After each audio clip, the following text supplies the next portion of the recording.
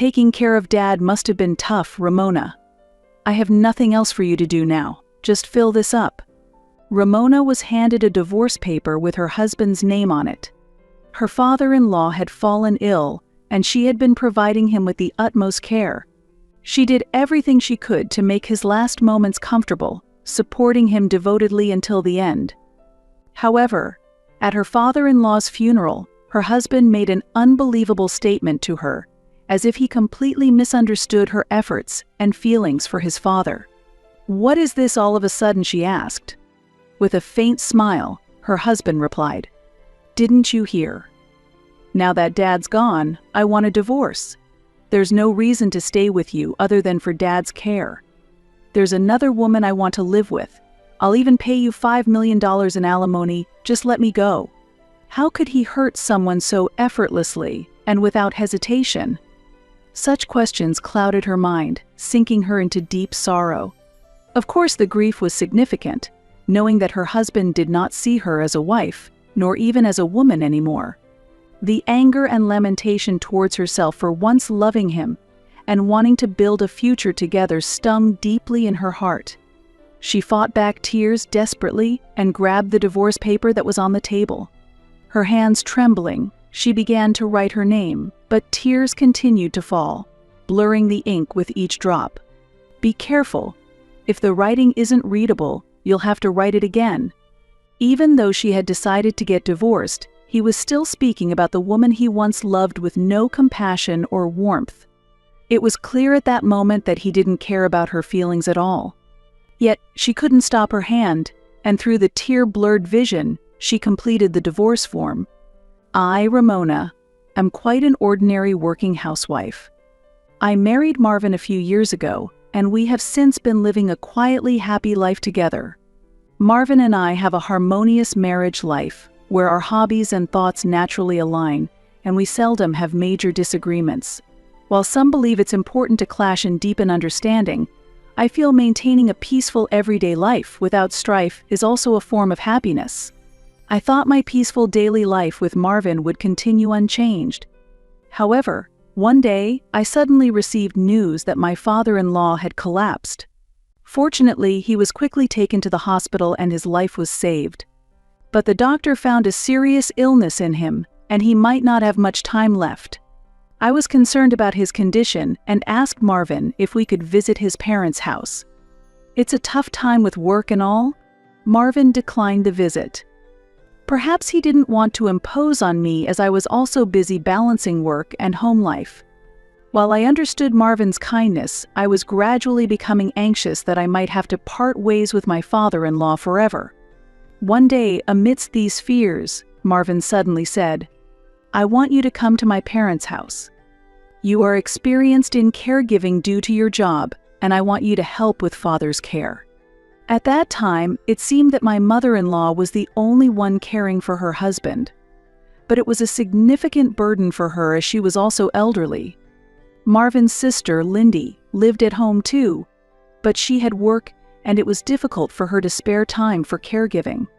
On the other hand, since Marvin was working, we wouldn't struggle financially even if I quit my job to focus on caregiving. The fact that my job was in caregiving might also be one of the reasons. I was initially reluctant to quit my job, but given my father-in-law's health and the need for care, I decided to leave my job and take care of him. The reality was that Marvin earned more than I do. If we lived together at my parents-in-law's house, our expenses would decrease and our financial burden would be lessened. Thus, we decided to live at Marvin's parents' house and take care of his father. Once I actually began caring for my father-in-law, I truly realized how difficult it was. Moving my elderly father-in-law from a bedridden state was especially very demanding physically. However, he was a very calm person and never complained about my care. Instead, he always thanked me, saying, "Thank you, Ramona." His words made me feel relatively at ease mentally. Caregiving is greatly influenced by the behavior of the person receiving care, so his character has been a big help. In this life, I had one question. It was about the lack of cooperation in caregiving from my mother-in-law, Marvin and Lindy, who lived with us. Even if they did not get involved in caregiving, they should at least come to see the situation and discuss how they can support. I decided to ask Marvin indirectly, being careful not to sound too critical. Marvin's response was unexpected. "It now takes twice as long to commute to work from this house. And you want me to help with Dad's care after coming back from work? There's nothing to be done for a sleeping father." While Marvin's words might have some truth, there were parts I still couldn't accept internally. I have asked my mother-in-law and Lindy similar questions, and their responses were shockingly cold. "Caregiving is your job and don't meddle in household matters." Especially Lindy, who claimed she couldn't help with caregiving due to work, continued to live in such a way that makes it unclear whether she is really at work or just enjoying her free time. What's more troubling is that Lindy came to borrow my clothes almost every day, saying, "This outfit is lovely." At first I didn't mind, but she has never returned anything she borrowed, and often she loses them. I suspect she might be selling my belongings at a thrift shop. This is because almost every time she borrows something from me, I see her shopping outside. I had never been treated this way during previous visits to my in-laws' home. However, since we started living together, their attitudes towards me clearly changed, and it felt as if they were looking down on me. Maybe there is some issue between my husband and his father that I'm not aware of. Could they be despising me because I'm taking care of my father-in-law? Lost in thought. During my days filled with unease, my father-in-law suddenly spoke to me. It seemed he could sense my worries. Initially surprised and unsure, I hesitated, debating whether to be honest right then. But if he didn't ask me at that moment, I might continue to dwell on it indefinitely. As a result, my father-in-law might start to doubt my feelings and grow distrustful towards me. Thinking it would also be concerning for my father-in-law if I remained silent, I decided to ask him about this issue. "I'm concerned about the relationship between Marvin and you, father-in-law. I wonder if there might be some problem. I don't mean to pry, though." I couldn't bring myself to ask if they were avoiding him, and my words faltered, failing to convey what I intended. However, my father-in-law seemed to grasp what I was trying to say from my vague expression. After a moment of thought, he answered calmly, "There's nothing wrong." "What's the matter?" Pressed further by my father-in-law, I felt I couldn't escape and spoke honestly. "I'm concerned that Marvin, your wife, and Lindy hardly ever come to see how you are. It's a difficult situation to even discuss caregiving." Hearing this, my father-in-law simply said, "I see," and then suggested something astonishing. "How about I pretend to be dead to check everyone's feelings?" I was taken aback by such an unimaginable suggestion and immediately objected. That's not acceptable. It was an utterly unreasonable proposal. If my concerns are wrong, Marvin and the others might be terribly saddened, and it could lead to irreparable consequences. There must be other ways to confirm their feelings. Nevertheless, seeing my father-in-law pleading with a lifetime request, I reluctantly agreed to help. That day, when everyone was at home, was the only chance to carry it out. I repeatedly asked my father-in-law, "Are you sure we should do this?" But his mind was set. With resolve, I headed to the room where everyone was and shouted loudly, "Father-in-law has lost consciousness. Someone come quickly." I felt Marvin and the others running towards us as my father-in-law closed his eyes and held his breath. As they entered the room, I said, "He's not breathing." I was nervous my act would be discovered. The three of them looked shocked and exchanged glances. Unsure of how to reveal the truth and where to say it was a lie, I was panicking when I heard clapping. With the sound, the three of them burst into cheers and rejoicing. We did it. Dad's inheritance is $5 million. Maybe I'll quit my job with this much money. Dad sure was tough. Make sure you share with me too. I want to buy new clothes. Good for you too, sister-in-law. I was stunned by their words. The three of them were clapping and celebrating. I could not understand why there would be cheers and such reactions to the news of his death. If it were true that he had passed away, maybe I could have endured it a bit longer. Regardless of the emotions and reactions of those left behind, those are things the deceased should not know. Still, it was something I wanted to avoid at this moment. I understand your feelings now. Struggling with his immobile body, my father-in-law sat up and said calmly while staring at Marvin and the others. Marvin and the others were shocked, as if a dead man had suddenly come back to life, and they exclaimed aloud. The surprise was short-lived as they realized this had all been an act. Then, Marvin and the others started making frantic excuses, saying, "Oh, what did we talk about again? It's obviously a lie. We would never seriously say something like that." After that, their glares turned towards me. "Ramona, this is your fault. You won't get away with such a foolish act. You must have instigated father. Come here." Marvin grabbed my hand and dragged me to the bedroom. My father-in-law tried to explain desperately, but his voice was too weak compared to their loud accusations and couldn't stand against them. If Marvin and the others had truly been mourning his death, I could understand them being angry at what I did. However, their anger was merely a backlash against me for exposing their true feelings. I was deeply disappointed by their actions. In the bedroom, I was subjected to unspeakable verbal abuse from Marvin, and from that point on, the harassment against me began in earnest. I was spoken to harshly whenever seen and faced terrible discrimination during meals.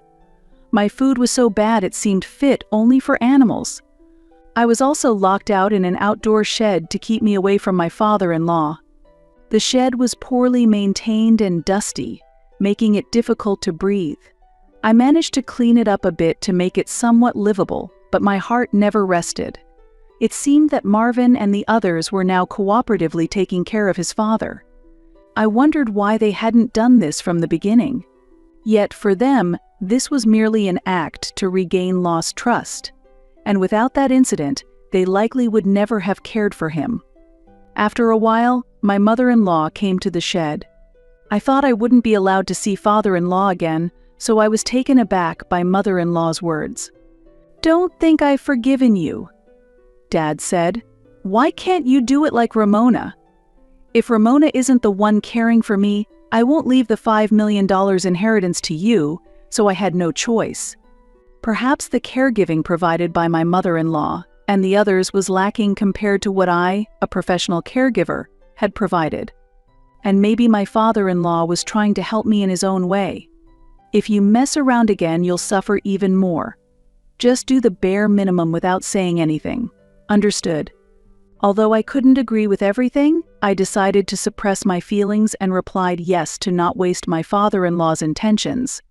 He was growing weaker each day, and I started to feel the anxiety that we might soon have to say goodbye. It seemed he felt the same, and one day he called Marvin and the others into his room. When Marvin and the others were called, they asked, "Are you okay with concern?" But their expressions and attitudes seemed to betray a sense of inconvenience. Maybe it's just that I can't see Marvin and the others in any other light now. Upon hearing his words, their faces suddenly lit up with smiles. "I've caused a lot of trouble since I got like this. This is a token of my gratitude. I'd like you to accept it. Maybe you all could use it to go on a trip and relax." With that, my father-in-law handed them tickets for a trip to Hawaii. Marvin, my mother-in-law, and Lindy held the tickets and were visibly delighted. Can we really go to Hawaii? Like children, the three of them were excited about going to Hawaii. My father-in-law, seeing their reaction, smiled joyfully but also looked somewhat apologetic as he spoke. "Sorry, but there are only tickets for 3, and one person will have to pay their own way," Marvin replied nonchalantly. "3 tickets are enough. Ramona needs to stay by your side." I knew this, but it still didn't feel good to hear it said that way.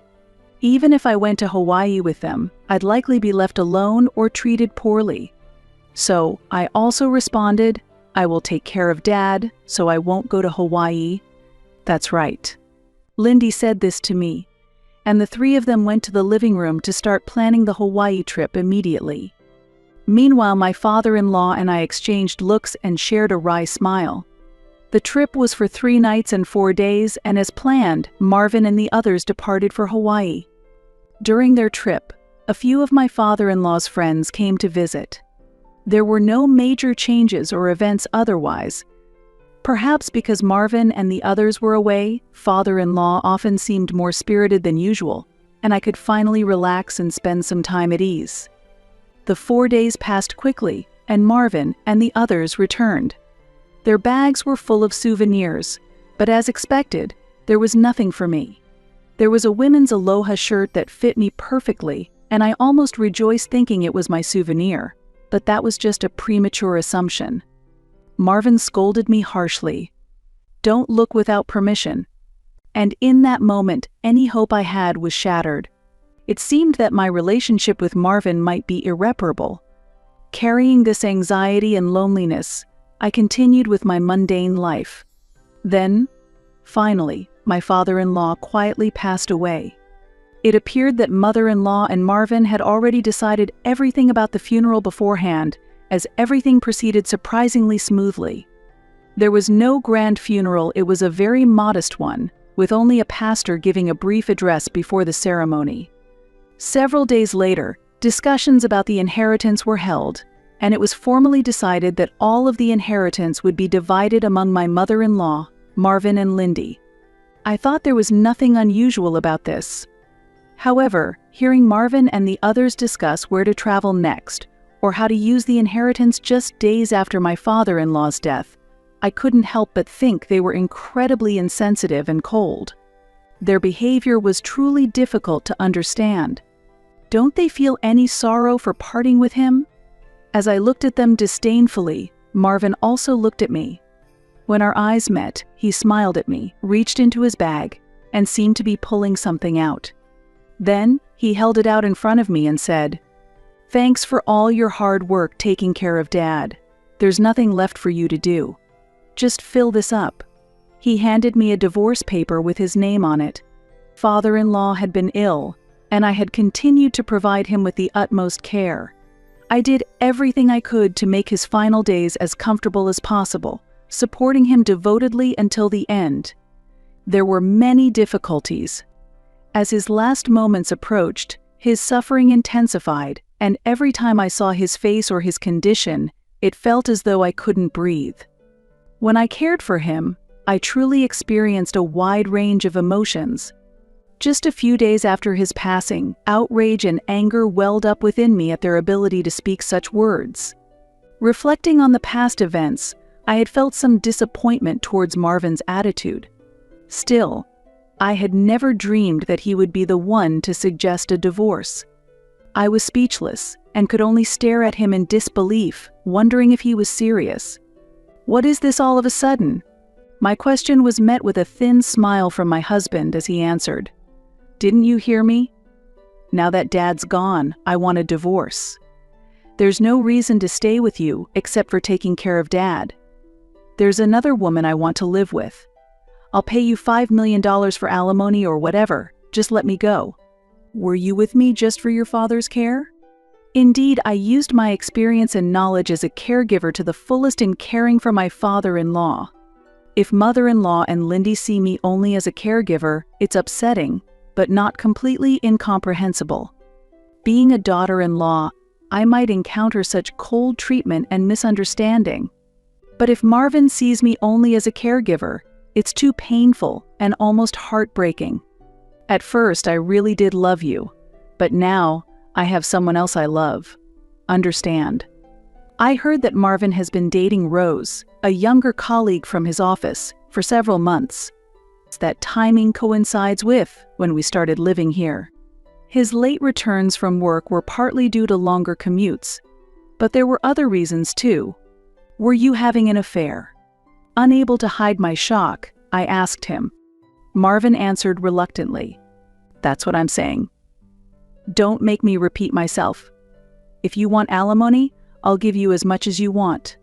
I have Dad's inheritance after all." The moment I heard Marvin's words, my heart felt like it was freezing with disbelief. I was disheartened by the reality that he no longer saw me as his wife, nor as a woman. More than that, I couldn't accept that the person I chose had changed this way. Why did I choose him back then? I forcefully grabbed the divorce paper from the table, holding back tears as best as I could. With trembling hands, I began to write my name, but the tears kept falling, blurring the ink with each drop. Be careful. If the writing isn't readable, you'll have to write it again. An unbearable pain overwhelmed me.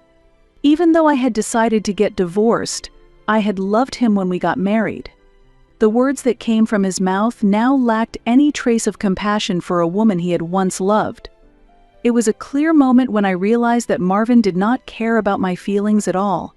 Yet, I couldn't stop my hand, and through my tear-blurred vision, I finished writing the divorce form. But I couldn't accept a divorce without doing something more. I felt I needed to retaliate somehow. Driven by a strong belief that he needed to take responsibility, I resolved to claim a share of his assets. I thought of this affidavit as one way to do so, and I set the amount Marvin should pay at $30,000 and wrote it down clearly.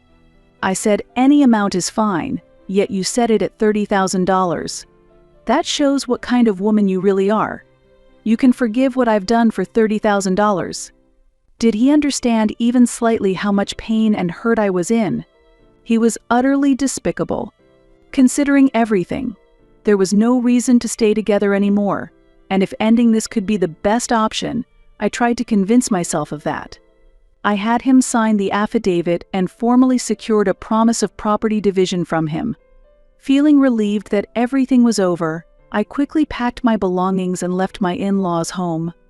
I then fully realized how much support I had received from my father-in-law, my only ally in that house. Now that our relationships have ended, I would likely never be in that place again. After receiving the property division, I was busy preparing for my new life. Even though it was a fresh start, there were more things to do than I expected. As I was busy, my phone suddenly rang. The name displayed was from a contact I hadn't yet deleted. Marvin. Even though he had initiated the divorce, I picked up the phone, a mix of anxiety and curiosity swirling within me because there was really nothing left to discuss. Before I could even greet him, Marvin's furious voice erupted. What have you done? Where did you put Dad's inheritance? It was something that happened while Marvin and the others were away in Hawaii. Father-in-law had contacted a friend to help with the estate management. He had investments in stocks and real estate and owned a considerable amount of assets. The stories my mother-in-law had previously mentioned about the inheritance didn't seem exaggerated at all. Father-in-law had his friend help organize his assets. By staging that play with you, Ramona, I came to understand the true feelings they have towards me. When I had expressed my concerns about Marvin and the others to my father-in-law, it seemed he already had a vague sense of their feelings. It appears there had been numerous occasions since marrying mother-in-law that he felt this way. Marvin and Lindy, not being blood related to father-in-law and having come into the family through a remarriage when they were older, never really grew close to him. Perhaps mother-in-law had intentionally influenced Marvin and Lindy to keep them from getting close to father-in-law. However, my father-in-law hadn't imagined such things and had hoped they weren't true.